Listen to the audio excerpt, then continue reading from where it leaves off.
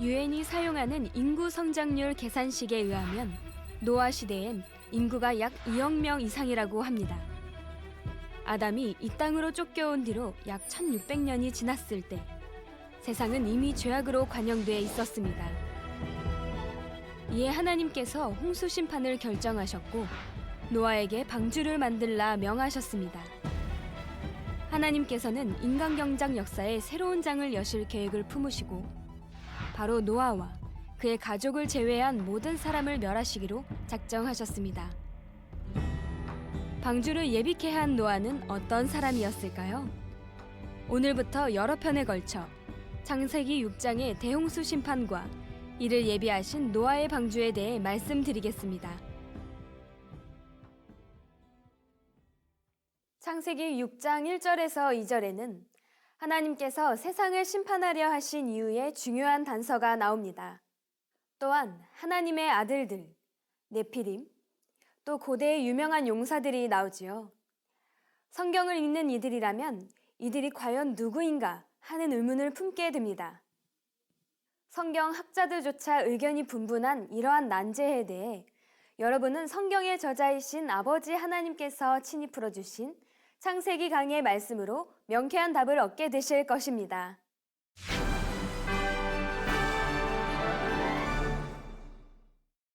하나님께서 대홍수 심판을 결정하실 수밖에 없었던 이유가 창세기 6장 5절에서 6절에 기록되어 있습니다. 이때는 아담이 이 땅에 정착한 지 약 1600년이 된 시점입니다. 하나님께서 이 땅을 보시니 사람의 악한 행동이 크게 퍼져 있었습니다. 마음에 품는 것이나 생각이 언제나 악할 뿐이었지요. 유독 아담의 정통 계보인 셋의 후손들만이 여호와 하나님을 생각했고 사랑했으며 그 은혜 가운데 살았습니다. 셋으로부터 노아에 이르기까지 대대로 하나님의 은혜가 대물림 되었지요. 아담이 이 땅에 정착한 이후로 정통계보를 이은 셋의 후손들 이외의 사람들은 하나님을 잊고 죄에 깊이 빠져갔습니다. 특히 창세기 6장 2절에 하나님의 아들들로 표현된 에덴 동산에서 내려온 사람들의 악행으로 인해 세상은 급속히 죄악으로 관영하게 됐지요. 이에 아버지 하나님께서는 그들의 날은 120년이 되리라 하심으로 심판의 유예 기간을 선포하셨습니다. 또 에덴 동산에서 내려온 사람들이 다시 돌아갈 수 없게 하심으로 빛의 영역인 에덴 동산의 오염을 막으셨죠. 하나님의 이러한 조처에도 불구하고 사람들은 회개하지 않고 계속해서 악행을 일삼았습니다. 하나님의 아들들의 악행으로 세상은 급속히 죄악으로 관영하게 됐다 하셨습니다. 창세기 6장 4절에는 하나님의 아들들 외에도 네피림, 고대의 용사라 부르는 사람들도 나옵니다. 그러면 과연 하나님의 아들들이란 누구일까요? 여기서 말하는 하나님의 아들들은 에덴 동산에 살고 있는 아담의 남자 후손들입니다. 아담이 이 땅으로 내쫓긴 후에도 그들은 계속해서 에덴 동산에서 살았지요. 그들 중의 일부는 에덴 동산과 지구를 오고 갈 수도 있었습니다. 그들은 이 땅에 정착한 후 사람의 딸들을 취하여 아내를 삼았지요. 에덴 동산에서와 같이 하나님께서 정해 주신 질서를 쫓아 결혼하고 자녀들을 낳았습니다. 이 자녀들이 바로 네피림입니다. 에덴 동산과 이 땅을 오고 갔던 하나님의 아들들 중 둘째 부류는 사람의 딸들의 아름다움을 보고 자기들의 좋아하는 모든 자로 아내를 삼은 이들입니다. 그리고 이들에게서 태어난 자녀들이 고대 유명한 용사들이었습니다. 하나님의 아들들 첫째 부류는 에덴 동산에서 아담을 따라 이 땅에 정착한 아들들로 이들이 사람의 딸들을 취하여 낳은 자녀들을 네피림이라 했습니다. 또 다른 부류는 에덴 동산에서 이 땅을 자유로이 오가던 하나님의 아들들로 이들이 사람의 딸들을 취하여 낳은 자녀들이 바로 고대의 유명한 용사들인 것입니다. 에덴 동산의 사람들은 온전한 영이 아니라 생명이기에 얼마든지 변질될 수 있는 거예요. 배신할 수도 있고 변질될 수도 있고, 생명이기에 스스로 육을 취하고 받아들이면 육이 틈탈 수 있었지요. 그들에게도 자유의지가 있었습니다. 하나님의 아들들이 처음 이 땅의 여인들을 보았을 때는 이질감을 느꼈습니다. 그런데 자신들이 육에 물들게 되자 이 땅에 사는 육적인 여인들이 아름다워 보이기 시작했습니다. 결국 정욕을 쫓아 자기들이 좋아하는 모든 자를 아내로 삼게 이르렀습니다. 둘째 부류의 하나님의 아들들의 이런 행동은 영의 질서와 육의 질서를 모두 어지럽힘으로 인해 많은 혼란을 가져왔습니다.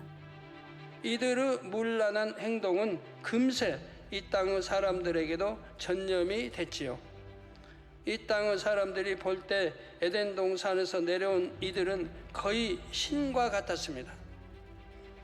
그들은 외모도 준수했고 지식이나 지혜 면에서도 이 땅의 사람들보다 훨씬 뛰어났기 때문입니다. 그런 그들이 이 땅에 내려와서 자신들이 원하는 대로 여인을 취하자 이 땅의 사람들도 쉽게 쫓을 수 있었던 것입니다.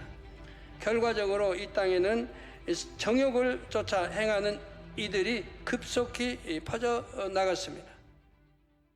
사태가 이처럼 심각해지는 것을 보시고 한탄하시며 근심하신 하나님께서 중대 결정을 내리십니다.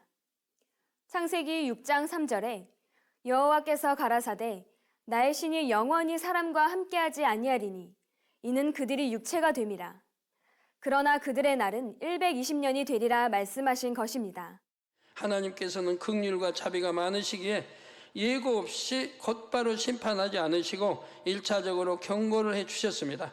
경고의 내용은 두 가지였지요. 하나님께서 그들의 날은 120년이 되리라고 선포하신 이후에는 에덴 동산에 갈 수가 없게 되었습니다. 하나님께서는 그들이 더 이상 이 땅과 영계의 질서를 어그러뜨리지 못하도록 제재를 가하신 것입니다. 그 결과 그들은 육의 사람으로 전락했습니다. 에덴 동산에 살았더라면 수명이 영원했을 텐데 육의 사람이 된 후에는 한정이 되었지요. 이러한 수명의 변화는 원래 이 땅에 살았던 육의 사람들에게도 일어났습니다. 900세 이상의 수명이 단번에 120세로 단축된 것은 아니지만 노아 홍수 이후로 꾸준히 단축됐습니다. 세계 통계 사이트인 월드미터스에서는 실시간 전 세계 인구수를 확인할 수 있습니다. 그럼 대홍수 심판 당시의 전 세계 인구는 과연 얼마나 되었을까요? 당시 이 땅에는 셋의 후손뿐만 아니라 가인 계통의 후손들과 아담의 또 다른 아들들의 후손 등 수많은 사람들이 살고 있었습니다. 유엔이 사용하는 인구 성장률 계산식에 의해 아담부터 노아까지 한 세대당 아들 셋, 딸 셋씩을 낳았다고 가정한다면 노아 시대엔 인구가 약 2억 명 이상이 됩니다. 그런데 당시는 자녀를 수백 년 동안 낳았기에 인구 증가 속도가 매우 빨랐습니다. 따라서 노아 시대 인구를 수십억 명으로 본다 해도 과장이 아닙니다. 그런데 이 많은 사람들 중에서 오직 셋의 후손들 외에는 거의 대부분이 하나님의 존재 자체를 잊고 살았습니다. 이렇게 하나님을 망각한 사람들은 그저 먹고 사는 것, 욕구를 채우기에 급급한 삶을 살았지요. 남자는 여자를 생각하며 여자는 남자를 생각했습니다. 개인의 정욕과 유익만을 구하기에 바빴지요. 자기 부족과 불악의 이익을 위해 싸움도 불사했습니다. 싸움이 없고 평안한 상태가 되면 음란하고 방탕한 생활을 또 했습니다. 죄악이 매우 빠르게 번져서 그때 당시의 죄악이 지금 이 마지막 때와 같은 수준이었습니다. 사람들은 인간 경작의 초기에 벌써 이처럼 심히도 변질되고 말았지요. 그래서 먼저는 120년의 유예 기간을 주심으로 1차 경고를 하셨지만 소용이 없었습니다. 이에 결국 대홍수 심판을 결정하셨습니다. 하나님께서 심판하실 때는 반드시 정확한 공의 가운데 이루십니다. 한 예로 다니엘서 5장을 보면 BC 539년에 바벨론이 망하고 메데바사 제국이 세워진 것도 분명 하나님의 섭리임을 알 수 있습니다. 바벨론이 망하던 전날 밤, 바벨론의 마지막 왕 벨사살이 귀인 1천여 명과 함께 큰 잔치를 벌였지요. 그때 사람의 손가락이 벽에 나타나서 글자를 썼습니다. 메네메네 데겔 우바르신이란 글이었지요. 다니엘이 이 글의 해석을 맡았습니다. 메네는 하나님이 이미 왕의 나라의 시대를 세워서 그것을 끝나게 하셨다 하며, 데겔은 왕이 저울에 달려서 부족함이 배었다 하며, 베레스는 왕의 나라가 나뉘어서 메대와 바사 사람에게 준바되었다 했지요. 이 해석대로 벨사살 왕은 그날 밤에 죽임을 당했고 바벨론 제국은 망했으며 메데 바사 제국이 세워지게 됐습니다. 이처럼 개인이든 나라든 하나님께서 심판하실 때는 정확한 공의 가운데 이루신다는 사실입니다. 하나님과 상관없는 나라의 멸망도 이러한데 하나님께서 전 인류를 멸하는 심판을 결정하셨다는 것은 이 땅의 죄악이 심히도 관영했었다는 사실을 증명하는 것입니다.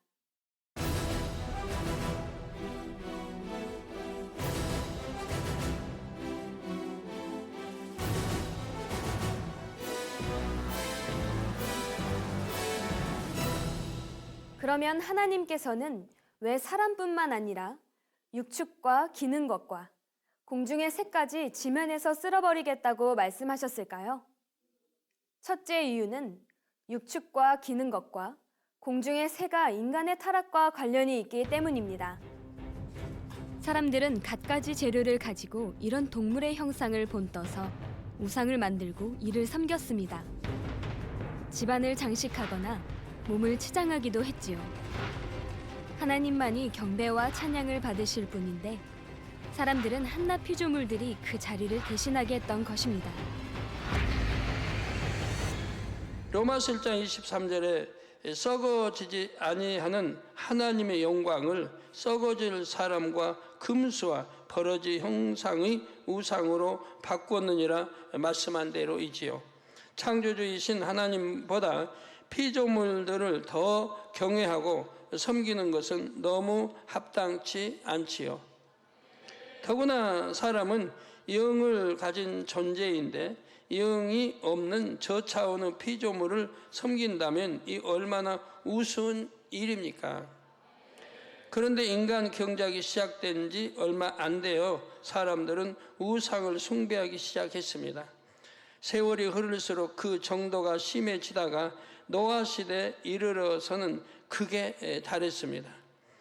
이에 하나님께서는 육축과 기는 것과 공중의 새까지 멸하려 하셨습니다. 이로써 우상이 얼마나 헛된 것이며 우상이 되어 숭배받는 동물들도 한낱 피조물에 지나지 않는다는 사실을 분명히 나타내려 하신 것입니다. 그런데 물에 사는 동물들은 대심판의 대상에서 제외된 것을 알 수 있습니다. 왜 빠진 것일까요? 물에 사는 동물들은 우상의 대상이 되지 않았기 때문입니다. 노아 당시에는 사람들이 바다로 대거 진출하거나 바다에서 많은 활동을 하기 전이었습니다. 바다에 대해 많은 것을 알지 못하고 다만 육지로 퍼져나가고 있었습니다. 따라서 사람들은 육지와 하늘의 동물들로는 쉽게 우상의 형상을 만들었지만 바다의 동물들로는 그렇게 하지 못했지요. 하나님께서 육축과 기는 것과 공중의 새까지 멸하려 하신 둘째 이유는 그것들이 사람들에게 속했기 때문입니다. 사람들은 갖가지 동물들의 형상으로 우상을 만들어 섬겼을 뿐만 아니라 소유물로 만들어서 자랑하기도 했습니다. 이를테면 얼마나 많은 육축을 가졌느냐가 부의 척도가 되었지요. 따라서 육축 즉 소유물로 인한 많은 범죄가 일어나기도 했습니다. 욕심을 내어 많이 가지려는 사람, 많이 가진 것을 과시하는 사람, 남의 것을 훔치거나 강탈하는 사람들이 생겨났던 것입니다. 대홍수 심판 전에는 육축이 사람들의 대표적인 소유물이었습니다. 육축들이 죄를 범한 것은 아니지만 사람에게 속했기에 사람들과 함께 심판을 받게 되었지요. 하나님께서 대심판을 결정하셨지만 인간 경작 자체를 후회하신 것은 아닙니다. 다만 자신의 형상을 따라 지으신 인간이 하나님의 형상을 잃고 원수마귀 사단의 종노릇을 하는 것이 너무나 안타깝고 마음 아프셨지요. 거기다가 에덴 동산의 사람들 중에서도 일부가 이 땅을 오고 가면서 육에 물들어 정욕대로 살아가는 것을 보시자 크게 상심이 되셨습니다. 이에 하나님께서는 인간 경작 역사의 새로운 장을 열고자 하는 계획을 품으셨고 대심판을 결정하셨던 것입니다. 창세기 6장 9절에 노아에 대해 의인이요 당세의 완전한 자이며 하나님과 동행한 사람이라 했습니다. 그럼 노아가 어떻게 하나님의 은혜를 입었는지 살펴보겠습니다. 노아는 에녹이 승천한 이후에 태어났지만 노아의 아버지 라멕은 에녹과 100여 년간을 함께 살았지요. 그러니 라멕 자신도 하나님을 경외했고 자녀들도 어찌하든 진리로 양육하려고 했지요. 또한 노아의 할아버지이자 에녹의 아들인 무드셀라는 대홍수 심판 직전까지 살아 있었습니다. 노아는 어린 시절부터 오랜 세월 동안 아버지와 할아버지로부터 하나님에 대해 바른 가르침을 받을 수가 있었습니다. 그러했기에 죄악이 관영한 세상 속에서도 구분된 삶을 살 수 있었지요. 진리 안에서 성장하여 의인이요 당세 완전한 자가 될 수 있었습니다. 창세기 5장 32절에 노아가 500세 된 후에 셈과 함과 야벳을 낳았더라 했습니다. 그러면 노아는 왜 이처럼 나이가 많이 들어서야 자녀를 낳았던 것일까요? 노아는 당시 세상이 죄악으로 관영하자 결혼하여 자녀를 낳고 살려는 마음이 없었습니다. 자신의 모든 삶을 하나님께 온전히 드리기 위하여 결혼도 하지 않았지요. 이러했던 노아가 500세가 다 된 나이에 결혼을 하고 자녀를 낳았지요. 이는 자신을 향한 아버지 하나님의 섭리를 깨달았기 때문입니다. 노아는 장차 대심판이 있을 것과 그 이후에 자신을 통해 새롭게 인간 경작이 시작될 것을 알게 됐습니다. 이처럼 노아는 자신의 삶을 자기 좋은 대로 살지 않았고 하나님의 뜻대로 살았다는 사실입니다. 그랬기에 하나님과 밝히 교통할 수도 있었고 마침내 하나님과 동행하는 삶을 살게 되었지요. 이처럼 노아가 의로운 삶의 본을 보였기에 그의 아내와 세 아들과 며느리들도 심판을 면할 수가 있었습니다. 그들이 노아에게 속해 있었다는 사실이 심판을 면한 가장 큰 이유이지만 그들 역시 노아의 말에 순종하며 하나님의 뜻을 쫓아 살려고 했지요. 아무리 노아의 가족이었다 해도 그들이 노아가 전하는 진리를 따르지 않고 세상을 사랑했다면 이런 구원의 은혜를 입을 수 없었습니다. 롯의 아내의 사이들이 그렇지 않았습니까? 사이들은 롯의 말을 전혀 믿지 않았고 아내는 세상 미련을 버리지 못했기 때문입니다. 의인인 노아의 가족들은 구원을 받았지만 롯의 가족들은 일부만이 심판을 면할 수 있었습니다. 이는 오늘날도 마찬가지입니다. 아무리 이 제단에 하나님의 은혜가 넘친다 해도 여러분이 이 제단에 출석한다는 것만으로 구원과 축복이 보장되는 것은 아닙니다. 여러분 스스로가 하나님의 뜻을 쫓아 빛 가운데 살아야 합니다. 심판과 구원은 하나님의 말씀대로 이루어지기 때문입니다.